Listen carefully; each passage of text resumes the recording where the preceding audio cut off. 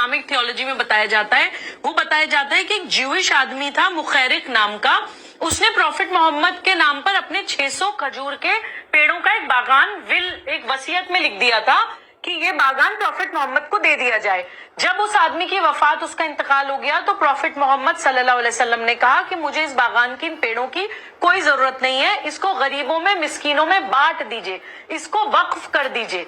ऐसा ही एक उदाहरण हमें और मिलता है, जब एक और व्यक्ति उमर इब्न अल खत्ताब नाम का उनके पास गया, खैबर में उसको कोई जमीन मिली, उसने कहा मैं इसका क्या करूं, तो उन्होंने कहा कि इसको गरीबों के लिए छोड़ दीजिए, लेकिन कुछ पॉइंट्स रखिएगा। ये पॉइंट्स बहुत इंपॉर्टेंट है हमारे पॉइंट को प्रूव करने के लिए, जो प्रॉफिट मोहम्मद ने कहे थे।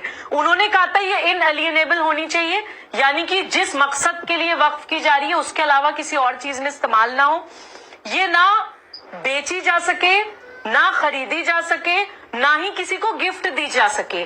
और आज हम क्या कर रहे हैं, आप खुद सोचिए, एक तरफ कहते हैं कि वक्फ प्रॉपर्टी मुसलमानों की प्रॉपर्टी है, थर्ड लार्जेस्ट प्रॉपर्टी ओनर है वक्फ माफिया भारत में, डिफेंस और रेलवे के बाद सबसे ज्यादा जमीन वक्फ पे है, लेकिन मुसलमान वो आज भी गरीब है, वो आज भी फल बेच रहा है, आज भी सब्जी बेच रहा है, पंक्चर लगा रहा है। मुसलमान बच्चियों को किताबें फाड़ के बुरके में लपेट के बैठा दिया जा रहा है, हलाला और ट्रिपल तलाक और बहु विवाह और मिस्यार निकाह और न जाने क्या क्या उनके साथ हो रहा है। तो हम लोग वक्फ को उसके ओरिजिनल इंटेंशन, ओरिजिनल मकसद के लिए इस्तेमाल ही नहीं कर रहे हैं। अभी कांग्रेस के शायद एक प्रवक्ता बैठे थे, मैं उनका नाम नहीं जानती हूं, उन्होंने कहा हमें बताइए जरा कि कहां पे मिसयूज हो रहा है। If I am not mistaken, Bihar Pradesh Congress committee Sadaqat Ashram, क्या ये वक्फ प्रॉपर्टी पे नहीं है?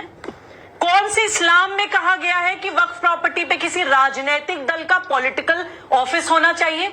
आप लोग इस्लाम को, रिलीजन को इस्तेमाल करके जब अपनी राजनीति करते हैं और भोले भाले मुसलमानों को वर्गलाते हैं, भटकाते हैं, वो लोग तो आपके कहने में आके सोचेंगे कि ओहो बड़का ये हमारी जमीन बचा रहे हैं। उनको ये नहीं पता कि वो जमीन ना मुसलमान बच्चों के काम आनी है, ना बेवाओं के, ना यतीमों के, ना मिस्कीनों के।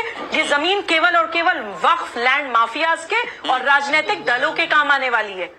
अगर आज ये सच लोगों के सामने आ रहा है तो उसमें गलत क्या है? अगर वक्फ बोर्ड्स के डिजिटाइजेशन की बात हो रही है, अगर रेवेन्यू रिकॉर्ड में प्रॉपर्टी चढ़ने की बात हो रही है, रजिस्ट्रेशन होने की बात हो रही है, आमदनी खर्च का अजय वर्मा, क्या आपकी आपत्ति क्या है? आपको उन्होंने स्पष्ट अभी बता दिया, सुबुही खान ने बता दिया कि कैसे बेजा इस्तेमाल हो रहा है वक्फ की संपत्तियों का और कैसे वक्फ के नाम पर पे माफियागिरी चल रही है, वो भी बता दिया आपको।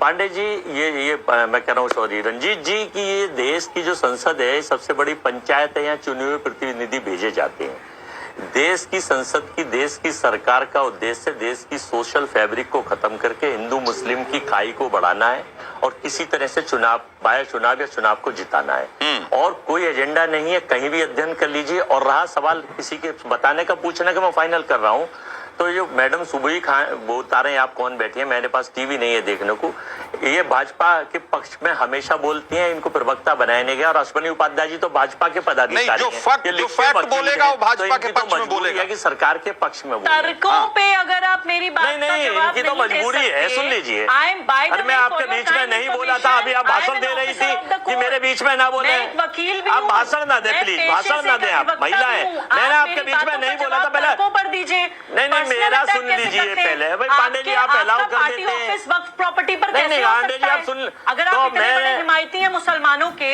तो वो मुसलमान सच्चर कमेटी के हिसाब से आज भी बेचारा गरीब है, हाशिए पर है, मेन स्ट्रीम में नहीं है, भूखों मर रहा है, उसको शिक्षा नहीं मिल रही है, और वक्फ बोर्ड की प्रॉपर्टीज पे आप लोग अपने कार्यालय खोलकर बैठते हैं, पार्टी ऑफिस खोलकर बैठे हैं, उसके जवाब दीजिए। अश्विनी उपाध्याय मत करिए जरा। मैं संक्षेप में, चूंकि ये जो आज जो संशोधन विधेयक लाया गया है, उसमें बहुत सारे बदलाव किए गए, बहुत सारे बदलाव किए गए हैं। उसमें से कुछ, एक मिनट अजय वर्मा, दिखाऊंगा दाग चेहरों के। हाँ अजय वर्मा, आप दिखाऊंगा दाग चेहरों के, और जिसे बुरा लगे वो सामने से हट जाए। तो भैया ये एजेंडा सरकार का मत चलाइए, ठीक है? आप ठीक है,